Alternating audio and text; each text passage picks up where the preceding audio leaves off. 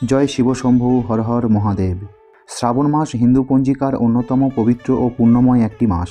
সনাতন হিন্দু শাস্ত্রমতে শ্রাবণ মাসের শুক্লপক্ষের এই দ্বিতীয় সোমবারকে অত্যন্ত পবিত্র একটি দিন হিসেবে দেখা হয়। শ্রাবণ মাসের গুরুত্ব অপরিসীম। শ্রাবণ মাসের দ্বিতীয় সোমবার একটি বিশেষ তিথি হিসেবে বিবেচিত হয়। পুরো শ্রাবণ মাস জুড়ে ভগবান শিবের আরাধনা করার বিশেষ কিছু মাহাত্ম্য রয়েছে। তার মধ্যে শ্রাবণ মাসের দ্বিতীয় সোমবার বিশেষভাবে গুরুত্বপূর্ণ।